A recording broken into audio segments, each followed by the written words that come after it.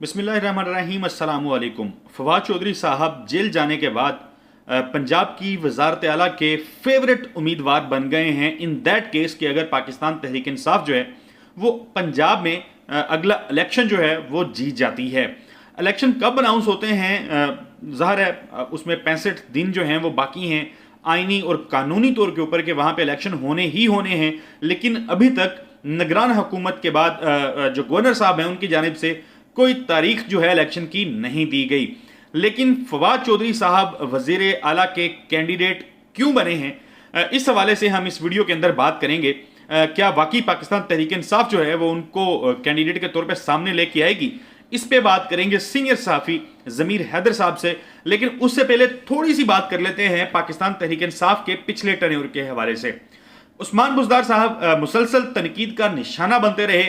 ज़ाहिर है मीडिया के अंदर उनकी कोई अच्छी लॉबिंग नहीं थी। आउट ऑफ द बॉक्स एक वो शख्सियत थे, उम्मीदवार थे जिनको वज़ीर आला पंजाब बनाया गया था।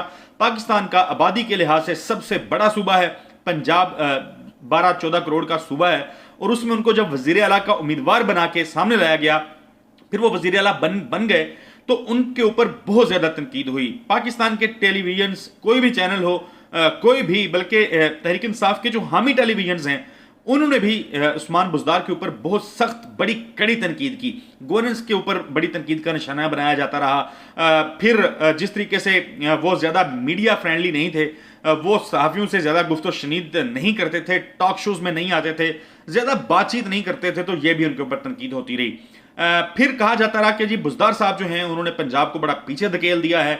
उस वक्त के जो आर्मी चीफ थे उनके हवाले से भी खबरें आई कि वो चाहते थे कि बुज़दार साहब को तब्दील किया जाए, अलीम खान को वज़ीर आला पंजाब जो है वो बनाया जाए। ये मामला चलते रहे। फिर बुज़दार साहब को हटाया गया, चौधरी परवेज़ इलाही जो हैं वो वज़ीर आला पंजाब बन के सामने आए। लेकिन वो एक ऐसा मामला था जब तहरीक इंसाफ फंसी हुई थी। ज़ाहिर है नंबर गेम का एक चक्कर था, खुद तने तनहा जो है वो हुकूमत बना नहीं सकती थी। काफ लीग को साथ मिलाया, गो के काफ लीग जो है वो तहरीक इंसाफ के साथ बड़ी मजबूती के साथ आज खड़ी हुई है। लेकिन फवाद चौधरी का नाम क्यों आ रहा है? क्या वाकई वो मुस्तकबिल में पंजाब के अगले वजीर आला जो हैं वो हो सकते हैं? इस पे हम बात करते हैं ज़मीर हैदर साहब के साथ। सर, फवाद चौधरी साहब जो है उनके वो बड़े फेवरेट बन के आए हैं पंजाब की वजारत आला के उम्मीदवार के तौर पर। आप वाकई समझते हैं कि फवाद चौधरी साहब फिट हैं इस सीट के लिए, इस ओहदे के लिए, और उन्होंने अपनी जगह बना ली है कामयाबी से? बड़ी वैसे दिलचस्प सूरत हाल है। जब बुज़दार साहब को चीफ मिनिस्टर बनाया गया और उसके कुछ अरसे बाद जब उनके ऊपर तनकीद शुरू हुई, तब भी फवाद चौधरी साहब का नाम आना शुरू हो गया कि जी इनसे जो MNA की सीट पर रिज़ाइन करवा कर इनको किसी सीट पर MPA का इलेक्शन लड़वा कर इनको चीफ मिनिस्टर बनाया जाए, और उस वक्त भी हॉट फेवरेट थे। बात यह है कि दो चीज़ें इस वक्त PTI के सामने होंगी, अगर उन्होंने अपना चीफ मिनिस्टर लगाना है, या फिर अगर उस वक्त तक जिस तरह अब तक चौधरी परवेज़ इलाही और मोनिस इलाही उनके साथ PTI के साथ खड़े रहे हैं, क्या फिर दोबारा PMLQ का कैंडिडेट यानी कि परवेज़ इलाही साहब को लाएंगे या फिर फवाद चौधरी साहब को लाएंगे?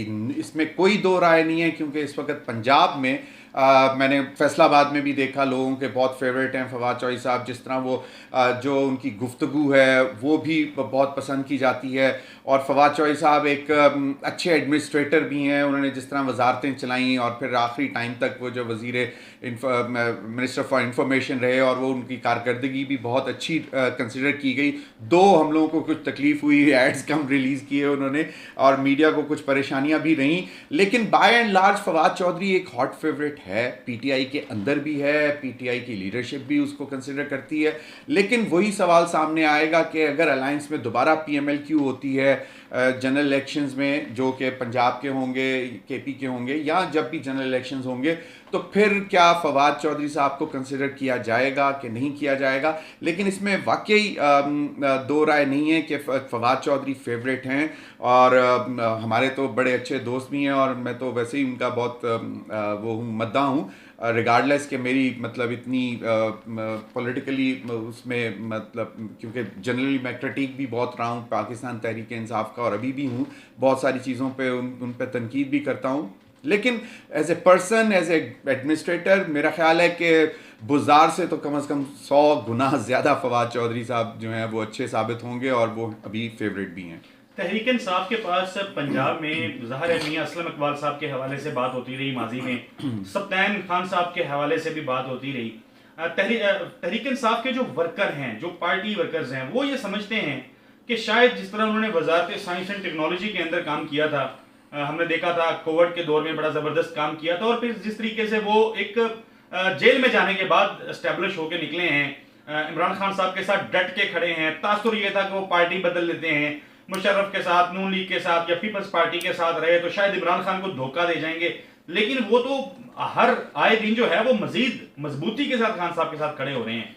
तो ये कितना आप समझते हैं कि बेनिफिट करेगा उनको? पहली चीज़ तो मैं ये बताऊं, फवाद चौधरी साहब के मतलब जो ये तासुर दिया जाता है ना कि वो पार्टी बदल लेते हैं, अब एक्चुअली उनके पास ऑप्शन कोई नहीं है। वो जो है इन एंड आउट हो चुके हैं। PMLN was never an option for Fawad Chaudhry नज़रियाती तौर पर। तो अभी जो जहाँ पर वो हैं, इससे बेहतर उनको कोई जो है वो सूट नहीं करती, और आई एम कन्विंस्ड कि वो कभी भी अब PTI को नहीं छोड़ेंगे एज ऑफ नाउ, जो मुझे लग रहा है।